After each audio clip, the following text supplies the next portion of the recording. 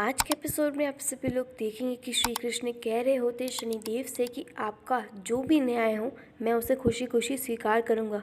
फिर आप सभी लोग देखेंगे कि शनिदेव अपनी वक्र दृष्टि का प्रयोग करते हैं श्री कृष्ण और राधा पर, और इस दृश्य को देखकर माता यमुना, महादेव और माता पार्वती बेहद ही हैरत में पड़ जाते हैं।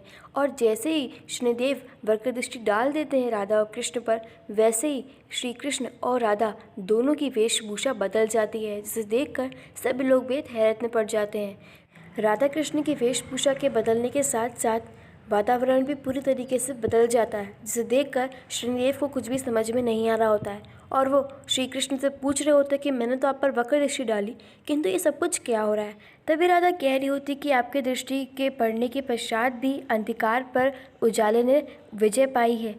तभी तो देखिए मैं और कृष्ण अभी तक अलग नहीं हुए हैं। और आप सभी लोग देखें कि महादेव भी बेहद प्रसन्न हो रहे होते हैं इस दृश्य को देखकर। फिर महादेव कह रहे होते हैं माता पार्वती से कि आज पहली बार मैंने देखा है कि शनिदेव की दृष्टि पड़ने के पश्चात भी कुछ इतना सुखद हुआ है, और मुझे खुद भी समझ में नहीं आ रहा है कि ये सब कुछ क्या हो रहा है। तभी माता यमुना कह रही होती शनिदेव से कि भ्राता आज मैं बेहद प्रसन्न हूँ, आज आपकी दृष्टि ने मुझे बेहद प्रसन्न किया है। और आप सभी लोग देखें कि श्री कृष्ण कह रहे होते हैं शनिदेव से कि ये सब कुछ जो भी हुआ है वो शनिदेव की वजह से ही हुआ है। मैं यही तो संसार को दिखाना चाहता था कि अगर आपके कर्म शुभ हैं और तब भी शनिदेव ने आप पर वक्र दृष्टि डाली तो आप पर इससे कोई प्रभाव नहीं पड़ेगा, और वक्र दृष्टि भी प्रेम दृष्टि बन जाती है। फिर श्री कृष्ण कहते हैं कि संसार में सभी लोग शनिदेव की वक्र दृष्टि से डरते हैं, किंतु सत्य तो ये है कि अगर आपके मन में प्रेम का भाव हो, अगर आपके मन में कोई भी लीश भावना नहीं हो, तो वक्र दृष्टि भी प्रेम दृष्टि अवश्य बन जाएगी। फिर आप सभी लोग देखें कि शनिदेव क्षमा मांग रहे होंगे श्री कृष्ण से, और वह कह रहे होंगे कि मुझे क्षमा कर दीजिएगा, मुझसे बहुत ही बड़ा पाप हुआ है। मैंने श्री कृष्ण, देवी राधा और महादेव को बेवजह ही इतने कष्ट दिए हैं, इसके लिए मुझे क्षमा करिएगा। तभी श्री कृष्ण कह रहे होते शनिदेव से कि कोई बात नहीं शनिदेव, कठिनाइयाँ तो हर एक मनुष्य के जीवन में आती है, किंतु मुझे भय इस बात का था कि आप इस सभी के चक्कर में प्रेम को नहीं भूल जाएं, क्योंकि अगर आप प्रेम को भूल जाते तो इस संसार में कोई भी आपके न्याय पर प्रश्न चिन्ह लगा सकता था, जो मैं नहीं चाहता था। फिर श्री कृष्ण कहते हैं कि मैं चाहता हूँ कि जो आप न्याय करते हैं उसमें केवल आपकी प्रशंसा हो, कभी भी आप पर प्रश्न नहीं उठे। और शनिदेव कह रहे होते श्री कृष्ण से कि मैं आपका ये वचन अवश्य पूर्ण करूंगा, अगर मुझसे कोई त्रुटि होती है न्याय में तो मैं अपना सर्वस्व ही त्याग दूंगा। इस बात को सुनने के बाद श्री कृष्ण कह रहे होते शनिदेव से अगर कोई भी अपना सर्वस्व दांव पर लगाकर अपना कार्य करता है तो उसकी विजय अवश्य होती है, और आपकी भी विजय अवश्य होगी। फिर आप सभी लोग देखें कि शनिदेव क्षमा मांग रहे होंगे राधा से। तभी राधा कह रही होती कि भूल तो आपसे हुई है, किंतु आपकी इस भूल की वजह से कभी भी हमारे प्रेम में संकट नहीं आया है, अभी तो प्रेम और बड़ा है, इसलिए मैं आपको क्षमा कैसे नहीं करूं। और शनिदेव भी राधा की ऐसी बातें सुनकर बेहद प्रसन्न हो रहे होते हैं। फिर आप सभी लोग देखें कि शनिदेव कह रहे होते हैं श्री कृष्ण से ये तो एकमात्र झलक है जो आप सभी लोगों ने देखी है, किंतु अभी एक और उत्साह आने वाला है राधा कृष्ण के प्रेम के मध्य। फिर आप सभी लोग देखें कि शनिदेव कह रहे होते कि राधा कृष्ण का विरह अनंत जन्मों तक कभी नहीं होगा, आपके प्रेम में आने वाली अनेक बाधाओं का अंत अब होगा। फिर श्री कृष्ण शनिदेव से इस आशीर्वाद के लिए धन्यवाद कहते हैं, और श्री कृष्ण कह रहे होते कि अब मैं भी आपसे कुछ कहना चाहता हूँ। आज से हर एक मनुष्य के जीवन में एक बार आपकी वक्र दृष्टि अवश्य पड़ेगी, क्योंकि अगर उसके मन में कोई भी लीश भावना या फिर कोई भी त्रुटि हुई है तो उसे एक अवसर मिले उसे सुधारने का। फिर राधा कह रही होती है कृष्ण से कि कृष्ण, मनुष्य से भूल से कभी ना कभी कोई गलती हो जाती है, किंतु वो उसका प्रायश्चित कैसे करें। और आप सभी लोग देखेंगे श्री कृष्ण कहते हैं कि उसका भी उपाय है राधा। अगर मनुष्य से कोई भूल होती है और वो उसकी अपनी भूल को सुधारना चाहता है तो उसके लिए उसे महादेव यानी कि शनिदेव की आराध्या की पूजा करनी चाहिए, और एक बार अगर महादेव ने उसे क्षमा कर दिया तो उसका प्रायश्चित अपने आप ही हो जाएगा, और शनिदेव को भी उस मनुष्य को क्षमा करना होगा। तभी शनिदेव कह रहे होते कि अवश्य श्री कृष्ण, मैं आपकी सारी बातें मानूंगा।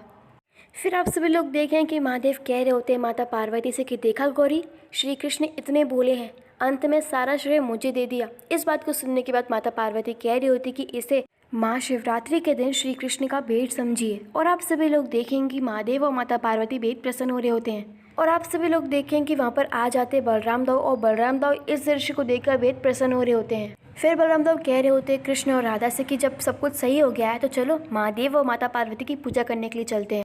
फिर शनिदेव और माता यमुना कह रही होती है श्री कृष्ण से कि अब हमें आज्ञा दीजिए। तभी श्री कृष्ण कह रहे होते कि आप कहाँ जा रहे हैं, आज महाशिवरात्रि का दिन है, इसलिए आपको भी पूजा करनी चाहिए। इस बात को सुनने के बाद शनिदेव कह रहे होते कि मुझे ऐसे उत्सवों पर कभी भी आमंत्रित नहीं किया जाता है, तो इस बार मैं कैसे चले जाऊं। इस बात को सुनने के बाद श्री कृष्ण कह रहे होते कि हाँ ठीक है, किंतु इस बार मैं आपको आमंत्रित कर रहा हूँ, तो आपको तो आना ही चाहिए। इस बात को सुनने के बाद शनिदेव बार बार मना कर रहे होते हैं। फिर माता यमुना के समझाने के पश्चात शनिदेव भी मान जाते हैं और फिर श्री कृष्ण माता यमुना से भी कहते हैं कि वो उनके साथ सम्मिलित हो जाए। और आप सभी लोग देखेंगे कि सारे कर्णप्रेत वेद प्रसन्न हो रहे होते हैं इस दृश्य को देखकर, और वह नाच रहे होते हैं, जिसे देखकर श्री कृष्ण, महादेव और माता पार्वती सभी लोग वेद प्रसन्न हो रहे होते हैं।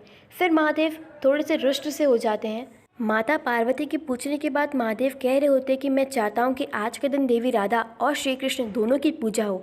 इस बात को सुनने के बाद माता पार्वती कह रही होती कि विचार तो अच्छा है, हमें एक बार श्री कृष्ण से पूछ लेना चाहिए। और आप सभी लोग देखेंगे कि श्री कृष्ण के पूछने के बाद श्री कृष्ण मना कर देते हैं और वह कह रहे होते कि आज ये माता पार्वती और महादेव का दिन है, आज हमारा दिन नहीं है, इसलिए हमेशा महादेव और माता पार्वती की ही इस दिन पूजा होगी। तभी महादेव नहीं समझ रहे होते हैं। फिर शनिदेव के कहने के पश्चात महादेव भी अंततः मान जाते हैं और सभी लोग बेहद प्रसन्न हो रहे होते हैं। फिर आप सभी लोग देखें कि महादेव कह रहे होते हैं माता पार्वती से कि मेरा मन नहीं करा कैलाश पर आज का उत्सव मनाने का, तो चलो धरती पर चलते हैं देवी राधा और कृष्ण के साथ आज की शिवरात्रि मनाने के लिए। और सभी लोग मान जाते हैं। फिर आप सभी लोग देखेंगे कि माता पार्वती और महादेव की पूजा करने के लिए शनिदेव, माता यमुना, श्री कृष्ण, राधा और बलराम दाऊ सभी लोग तत्पर हो जाते हैं और सभी लोग पूजा आरंभ कर देते हैं। और आप सभी लोग देखेंगे कि महादेव और माता पार्वती उस मूर्ति पर विराजमान हो जाती है, जिसके दर्शन श्री कृष्ण, बलराम दाऊ और देवी यमुना, शनिदेव कर लेते हैं, पर राधा को कुछ भी दिखाई नहीं दे रहा होता है।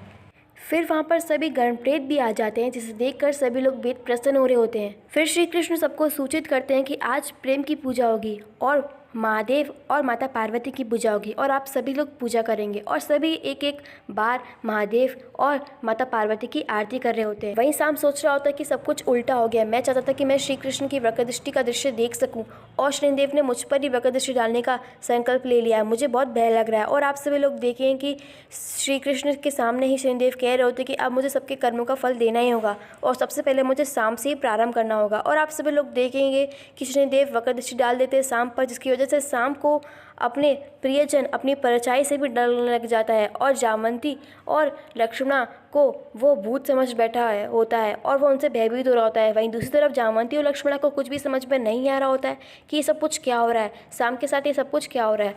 और आप सभी लोग देखेंगे कि अंततः जामवंती और लक्ष्मणा को लगता है कि ये शनिदेव की वक्रदृष्टि की वजह से हो रहा है। तब तक शाम वहाँ से भाग जाता है डर के मारे। और आप सभी लोग देखेंगे कि जामवंती से कह रही होती है लक्ष्मणा कि हमें कुछ ना कुछ करना ही होगा। तभी जामवंती कह रही होती है कि श्री कृष्ण ने उपाय बताया था शनिदेव की वक्रदृष्टि से बचने के लिए और हमें यही उपाय करना होगा। और आप सभी लोग देखेंगे कि दूसरी तरफ सभी द्वारिकावासी राधा और कृष्ण, माता पार्वती और महादेव की पूजा कर रहे होते हैं। तभी निषाद के मन में प्रश्न आता है कि रात्रि को तो महादेव और किसी भी देवी देवता की पूजा नहीं करी जाती ना। तभी श्री कृष्ण उसका उत्तर देते हैं और वह कह रहे होते कि आज के दिन अगर हम महादेव और माता पार्वती की पूजा करेंगे तो कोई भी नकारात्मक शक्ति हम पर प्रभाव नहीं करेगी, इसलिए आज की पूजा करना बहुत ही सुखदमयी होती है। और आप सभी लोग देखेंगे कि सभी लोग बड़ी ही प्रेम पूर्वक से आरती कर रहे होते हैं। वहीं दूसरी तरफ आप सभी लोग देखेंगे शाम बेहद भयभीत हो रहा होता है और उसे कुछ भी समझ में नहीं आ रहा होता है। तभी लक्ष्मणा कह रही होती है शाम से कि शाम तुम्हारी माता तुम्हारे लिए उपाय लेकर आई है, तुम मुझसे भयभीत होकर कहाँ जा रहे हो। तब भी शाम किसी की भी नहीं सुनता है। फिर आप सभी लोग देखें कि आरती संपन्न हो जाती है और फिर श्री कृष्ण सभी द्वारिकावासी को एक संदेश देते हैं। वह कह रहे होते हैं कि आज सबको मुझे एक वचन देना होगा कि कभी भी किसी के मन में भी लीश भावना नहीं आएगी, कभी ईर्ष्या नहीं होगा किसी से, कभी मोह नहीं होगा किसी भी चीज़ से। और अगर आप ऐसा सब कुछ करते हैं तो ये आपके लिए बेहद सुखद प्रतीत होगा। और वो इतने अच्छे अच्छे विचार सभी द्वारिकावासी को सुनाते हैं, जिसे सुनकर सभी द्वारिकावासी बेहद प्रसन्न हो रहे होते हैं। और आप सभी लोग देखेंगे कि आज का एपिसोड यहीं पर ख़त्म हो जाता है। और आप सभी लोग देखेंगे अगले हफ्ते कि राधा कह रही होती कि इस बार की होली सबसे अतुलनीय होगी। तभी कृष्ण कह रहे होते कि मुझे भय है कि राधा का ये विश्वास टूट नहीं जाए। और आप सभी लोग देखेंगे राधा यमुना नदी में पानी में रंग डाल देती है और राधा सभी सखियों से कह रही होती कि अब हमें किसी न किसी को यहाँ पर डुबाना ही होगा और सारी स्त्रियाँ शाम को डुबा देती है। फिर शाम को लगता है कि ये सब कुछ राधा की वजह से हुआ है और वो राधा को एक वचन दे देता है कि इस बार होली नहीं बनेगी, इस बार सब राख से खेलेंगे, ये मेरा वचन है। और राधा इस बात को सुनकर बेहद ही हैरत में पड़ जाती है।